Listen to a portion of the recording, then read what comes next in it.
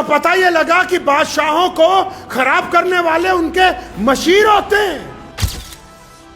پلڑائی پہلے برابر نہ ہو، ایک طرف طاقتور لوگ ہوں، دوسری طرف کوئی کمزور طبقہ ہو، تو پلڑا تو برابر نہیں نہ ہو سکتا۔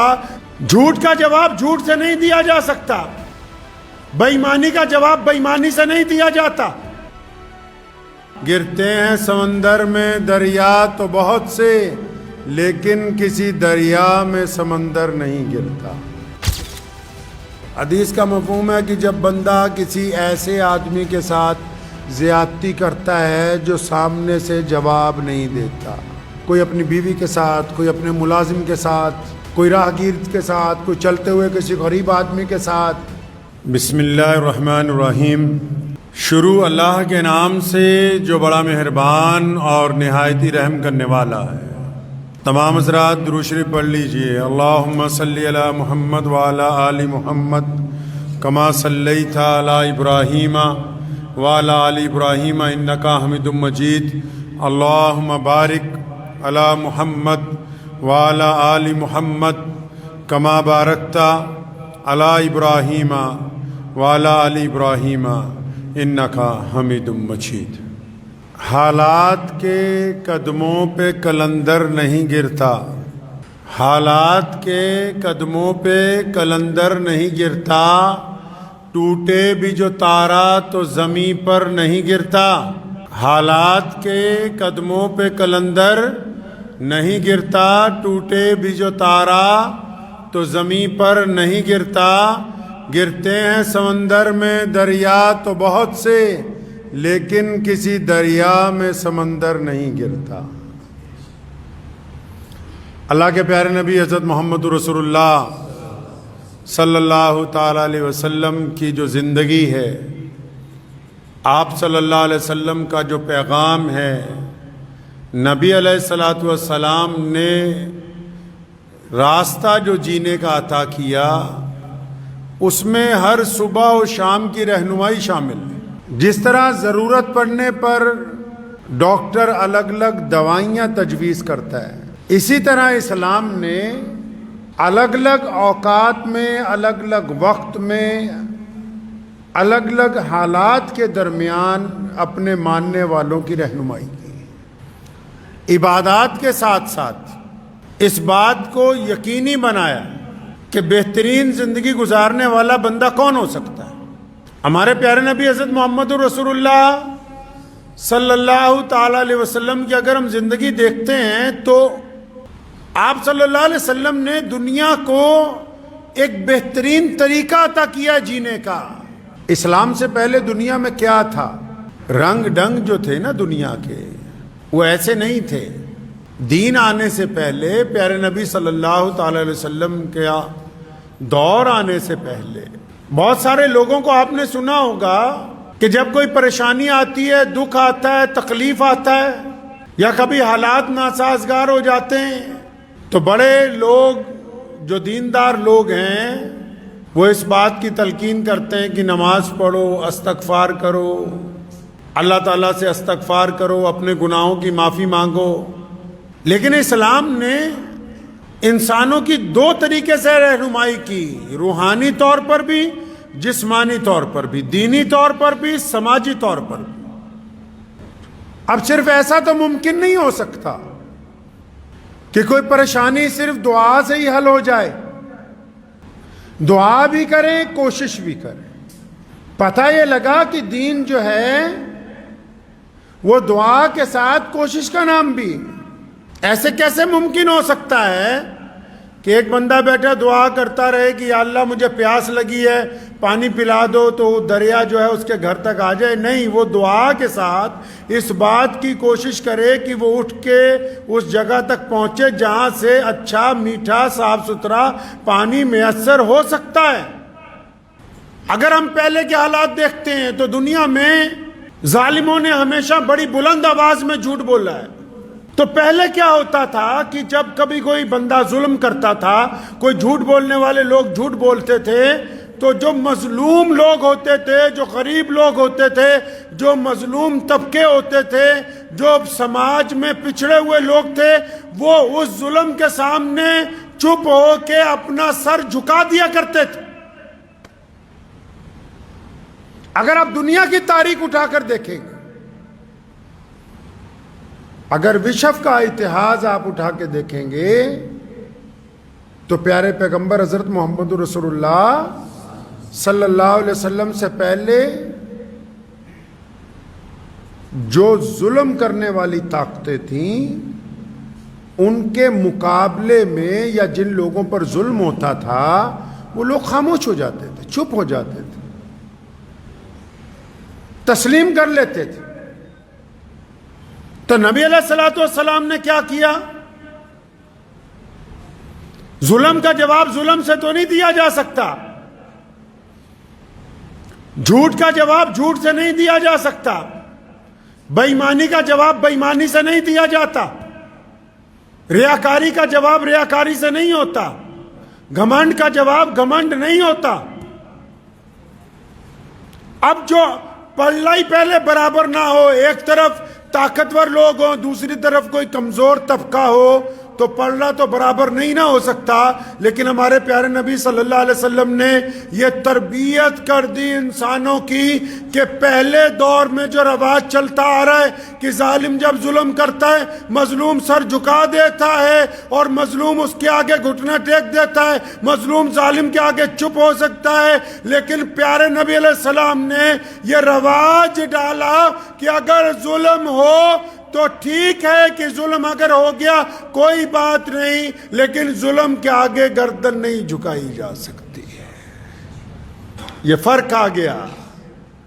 مظلوموں کو ایک راستہ عطا کیا اور دعا کے ساتھ کیا کہا کہ فرمایا ہمت اور صبر سے اللہ کی مدد مانگو.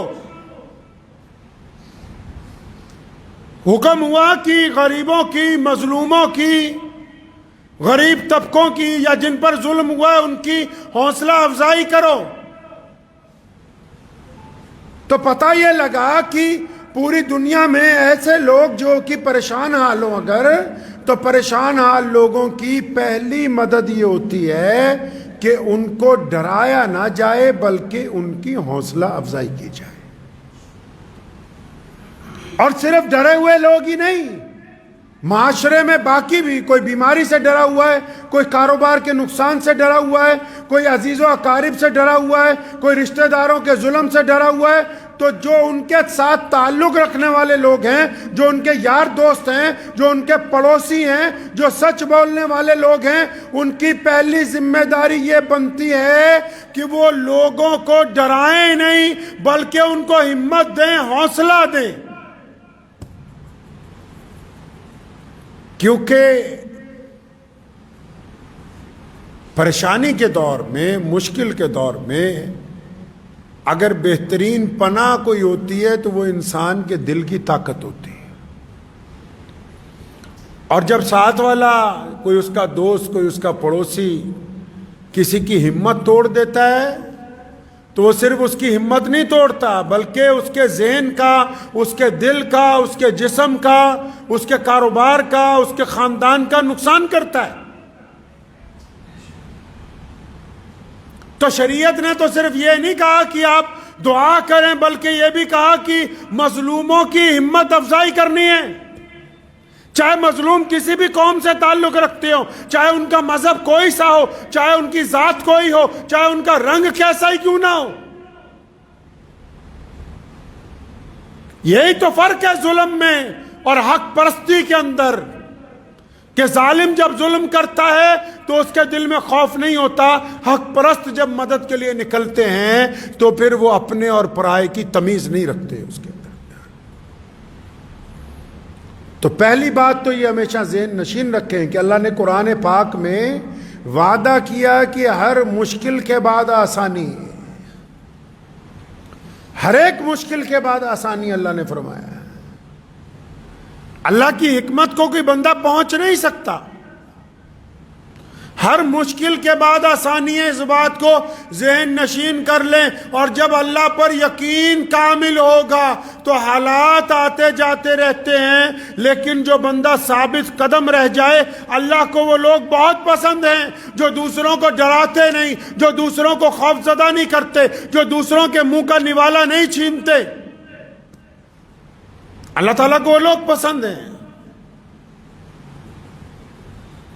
اور پھر جب کوئی بندہ جھوٹ بول رہا ہو، زور زور سے شور مچا رہا ہو، جھوٹ بول کے برے برے الزامات لگا رہا ہو، جس طرح آج کل رواج ہے سوشل میڈیا کے اوپر،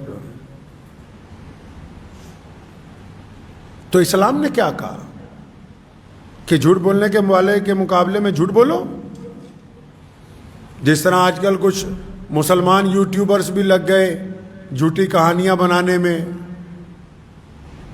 جھوٹی سرخیاں بنانے میں۔ اسلام نے کیا کہا؟ اگر کوئی آپ پر جھوٹا الزام لگا رہا ہے، کوئی شور مچانا چاہتا ہے، کوئی دین کے خلاف بار بار غلط باتیں کر رہا ہے، تو اسلام کیا کہہ رہا ہے؟ دعا کرو، دعا کرو، اللہ سے مدد مانگو۔ لیکن نبی علیہ السلام کا طریقہ یہ ہے کہ دعا کے ساتھ ساتھ پیارے نبی صلی اللہ علیہ وسلم نے شاعر اسلام حضرت حسان بن ثابت رضی اللہ تعالیٰ عنہ کی ڈیوٹی لگائی کہ حسان ممبر پر کھڑے ہو جاؤ۔ کس لیے کھڑے ہونا ہے یا رسول اللہ؟ اب ممبر پہ کھڑے ہو کر کرنا کیا ہے؟ ممبر پہ تو آپ کھڑے ہوتے ہیں، آپ صلی اللہ علیہ وسلم کی موجودگی میں کوئی اب کیسے کھڑا ہو سکتا ہے؟ آپ صلی اللہ علیہ وسلم نے فرمایا نہیں، حسان ممبر پر کھڑے ہو یا رسول اللہ ممبر پہ کھڑے ہو کے کیا کرنا ہے؟ کرنا یہ ہے کہ یہ جو ابو جہل جھوٹ بولتا ہے، یہ جو عتبہ جھوٹ بولتا ہے، یہ جو امیہ جھوٹ بولتا ہے، یہ جو عبداللہ بن جدان جھوٹ بولتا ہے، یہ مکے کی جو کافر بڑے بڑے ظالم اسلام کے مقابلے میں جھوٹ بولتے ہیں، یہ جو بڑے بڑے یہودی اسلام پر الزام لگاتے ہیں، تو نبی علیہ السلام نے کہا حسان ممبر پر کھڑے ہو اور کھڑے ہو کر ان کے جھوٹ کا جواب دو۔ پتہ یہ لگا کہ اگر کبھی کوئی بندہ جھوٹے الزامات کا شور مچا رہا ہو، گرچہ ہماری آواز کم ہو، گرچہ ہمارے پاس وسائل تھوڑے ہوں، پھر بھی ان کے مقابلے میں سچ بولنا محمد الرسول اللہ کی سنت ہے۔ نعرہ تکبیر! نعرہ تکبیر! تکبیر نبوت! تکبیر نبوت! نعرہ تکبیر! سچ بولنا محمد الرسول اللہ کی سنت ہے۔ پیارے نبی علیہ السلام نے یہ سکھا دیا ہمیں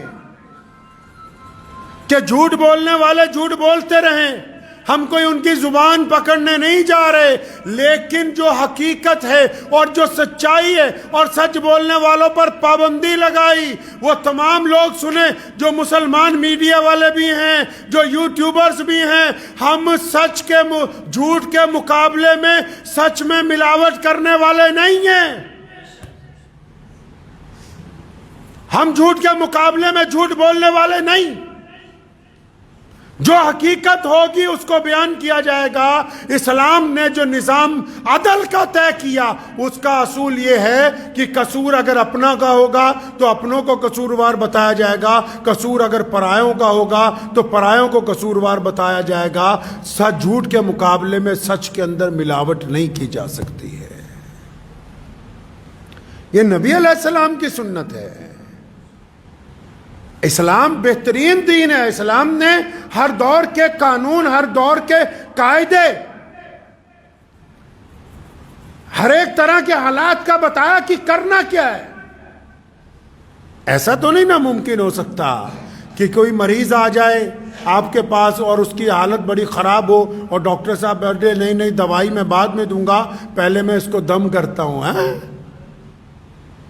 تو وہ کون سا ڈاکٹر ہوا؟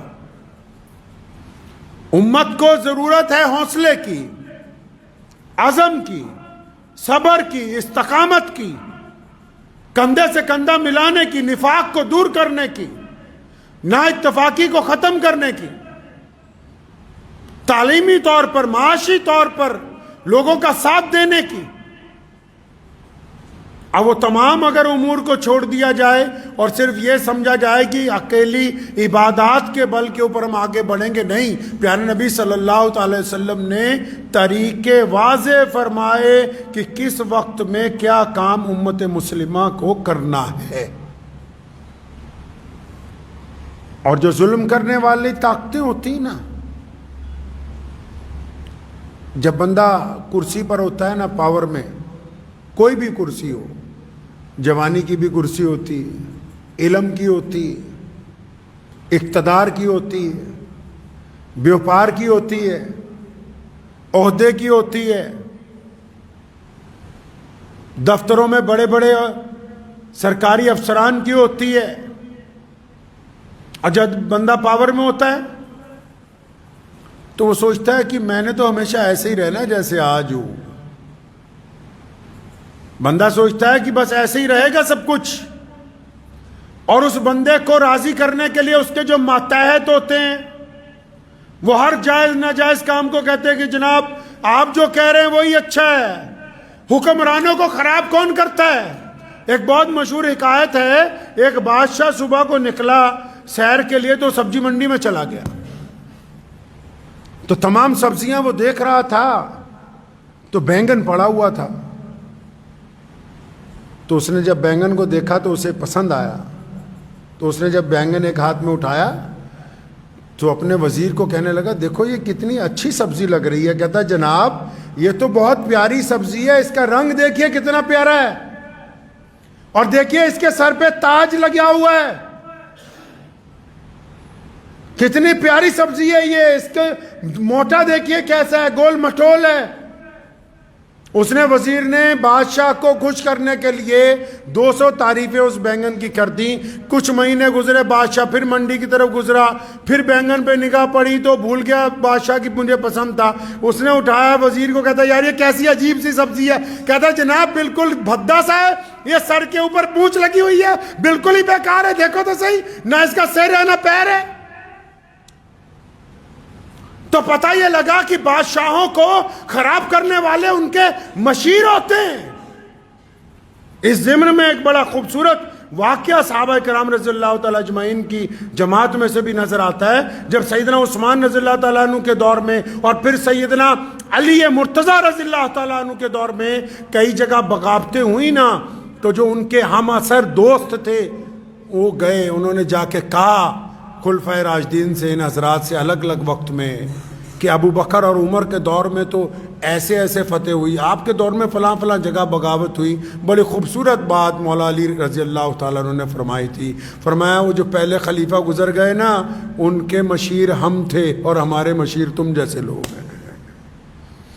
یعنی وہ جو ان کی فتوحات ہیں، سیدنا ابو بکر رضی اللہ تعالیٰ عنہ کی، عمر فاروق رضی اللہ تعالیٰ عنہ کی، عثمان ذی النورین کی، وہ ساری مولا علی کرم اللہ وجہ کی تمام مشوروں کے اوپر ہیں، ان کی باتوں کے اوپر ہیں، کیونکہ جن کے پاس مشیر بڑے اعلیٰ ہوتے ہیں، جن کے ایڈوائزر بڑے اچھے ہوتے ہیں، ان بادشاہوں کا، ان حکمرانوں کا بڑا نام ہوتا ہے، اور جن کے مشیر خراب ہوتے ہیں ان کے حکمرانوں کا نام اچھا نہیں رہتا ہے۔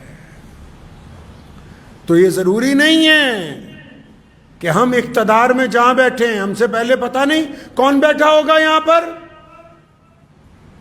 اور جو لوگ ظلم کرتے ہیں، ظلم صرف بڑی بڑی حکومتیں ہی نہیں، جو گھروں میں بھی ظلم کرتے ہیں، جو کاروبار میں ظلم کرتے ہیں، جو مزدوروں پہ ظلم کرتے ہیں، جو ناجائز کسی کو تنگ کرتے ہیں، وہ جب ظلم کرتا ہے نا بندہ، وہ سوچتا ہے بس میں ہی ہوں، آگے پیچھے تو کوئی ہے نہیں، سارے لوگ میرے ساتھ ہیں۔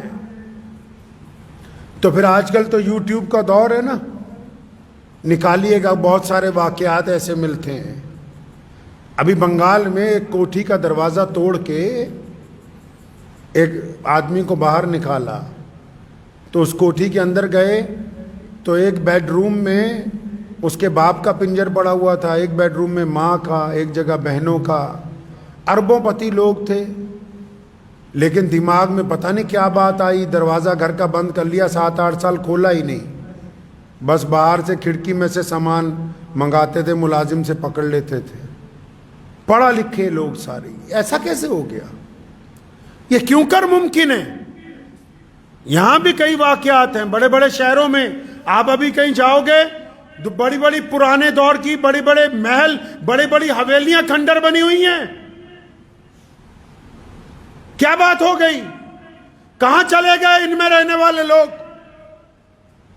جو کہتے تھے ہمارے مقابلے میں کوئی عالم نہیں ہے, ہمارے مقابلے میں کوئی کاروباری نہیں ہے, ہمارے مقابلے میں کوئی سرمایہ دار نہیں ہے, ہم سے بڑا کوئی چودھری نہیں ہے؟ کہاں گئے؟ کیا ہوا؟ پیارے نبی حضرت محمد رسول اللہ صلی اللہ علیہ وسلم کی اگر تعلیمات کو پڑھتے ہیں تو نبی علیہ السلام نے اس کی وجہ بیان کی. یہاں محالی میں ایک کوٹھی کو توڑ کے ابھی ایک صاحب کو باہر نکالا. دونوں بھائی بہن, والد والدہ, سارے کے سارے بڑے بڑے افسر ریٹائر ہوئے اور گندگی میں رہ رہے ہیں. کوٹھی بھی کروڑوں روپے کی. وہ جو سوسائٹیاں انسانوں کو سنبھالتی ہیں جن کے دماغ چل جاتے ہیں, انہوں نے دروازے توڑ کے بڑی مشکل سے نکالا. کیا ہو گیا بھائی ان کو؟ کیا ہوا؟ ان کا کیا قصور ہے؟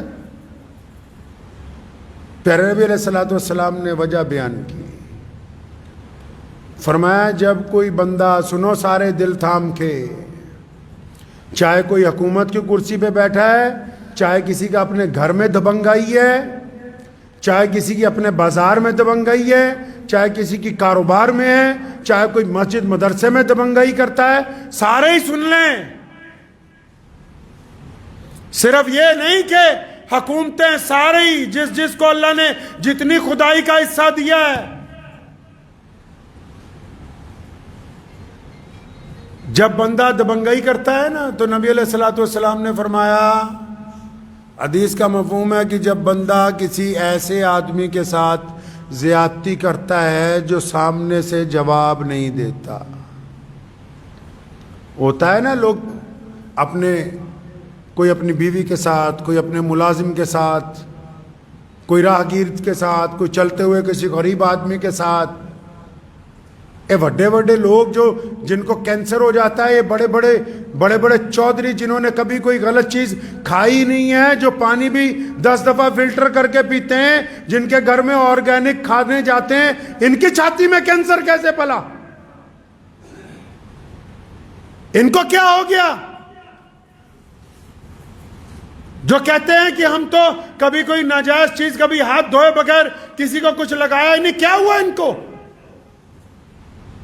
سنو نبی علیہ الصلوۃ والسلام نے فرمایا, پیارے پیغمبر نے کہا کہ جب کوئی بندہ کسی ایسے بندے پر ظلم کرتا ہے جو آگے سے بولتا نہیں ہے, جب کوئی بندہ کسی ایسے پر تشدد کرتا ہے جو آگے سے چپ ہو جاتا ہے, خاموش ہو جاتا ہے, آگے سے کوئی بولتا ہی نہیں, چاہے وہ بیوی ہو, چاہے وہ پڑوسی ہو, چاہے وہ دیندار لوگ ہوں, چاہے وہ بددین لوگ ہوں, چاہے وہ مسلمان ہو, چاہے وہ غیر مسلم ہو, جو بھی آدمی اپنی طاقت کا غلط استعمال کرتا ہے, اور جب وہ کسی پہ استعمال کرتا ہے نا تو جس پہ طاقت استعمال کرتا ہے, طاقت 2 طرح کی استعمال ہوتی ہے. جب طاقت استعمال کرتا ہے نا تو سامنے والا چلاتا ہے, گالی دیتا ہے, بدتمیزی کرتا ہے. لیکن یہ جو حدیث ہے, جب بندہ طاقت استعمال کرتا ہے نا تو سامنے والا جب چپ ہو جائے, ڈر جائے, سہم جائے, خاموش ہو جائے, تو پھر فرشتے اللہ کے پاس جاتے ہیں کہ اللہ وہ تیرا فلاں بندہ, یہ جو گنڈا بنا ہوا ہے, تیرا فلاں بندی وہ جو ظلم کر رہی ہے, یا اللہ جس پر تشدد ہوا وہ سامنے والا چپ ہو گیا ہے, بولتا نہیں ہے, ڈر گیا ہے. اس لیے ڈر گیا ہے, وہ سمجھتا ہے کہ بولوں گا تو تھپڑ نہ مار دے, بولوں گا تو قتل نہ کر دے, بولوں گا تو مجھے تشدد کا نشانہ نہ بنائے, بولوں گا تو میری بے عزتی نہ کرے. جب گنڈا بندہ دبنگائی کرتا ہے نا کسی ایسے بندے پر جو اتنا مظلوم ہوتا ہے, اتنا وقت کا مارا ہوا ہوتا ہے نا, چپ ہی ہو جاتا ہے, بالکل خاموش ہو جاتا ہے نا, فرشتے حق تعالیٰ کو کہتے ہیں کہ الہی, اے رب العالمین, تیرا فلاں بندہ تو بالکل چپ ہو گیا, بالکل خاموش ہو گیا, ڈر گیا. سنو پھر کہاں سے کام خراب ہوتا ہے ظلم کرنے والے کا, جب ظلم سہنے والا بالکل چپ ہو جاتا ہے تو رب جس نے یہ دنیا بنائی، وہ الہ جو کائنات کا مالک ہے، وہ دنیا کے لوگ جس کو ایشور کہتے ہیں، جس کو ہم اکال پرخ کہتے ہیں، وہ خدا جو تمام کائنات کا پالنہار ہے، جب بندہ چپ ہو جاتا ہے نا، پھر اللہ فرشتوں کو کہتے ہیں اچھا وہ سامنے والا میرا بندہ گھبرا گیا، سہم گیا، ڈر گیا، چپ ہو گیا، تو اچھا اٹھاؤ قلم، لکھو اب جو یہ ڈر گیا ہے اس کی طرف سے بدلہ اس کا رب لے گا، اور جب رب بدلہ لینے پہ آتا ہے بندے کی مت مار دیتا ہے، دنیا کی کوئی طاقت پھر اس کا ساتھ نہیں دیتی ہے، انسان کی مت مار دیتا ہے خدا، پھر چنگی کوٹھیاں ویران ہو جاتی ہیں، کاروبار اجڑ جاتے ہیں، جوانیاں برباد ہو جاتی ہیں، جسم میں روگ پیدا ہو جاتے ہیں۔ یہ ایسے نہیں ہوتے، یہ ظلم کی وجہ سے ہوتے ہیں، یہ ناک ستانے کی وجہ سے ہوتے ہیں، کسی کا ناک مال دبانے کی وجہ سے ہوتے ہیں، کسی کی ناک جائیداد پہ قبضے کی وجہ سے ہوتے ہیں۔ یہ کیا سمجھتا ہے کہ میں نے تو کوئی غلط چیز کھائی نہیں، میں کیسے بیمار ہو گیا؟ ارے جن پر ظلم کیا، مظلوم کی آہ میں اور اللہ کے درمیان کوئی پردہ ہے ہی نہیں۔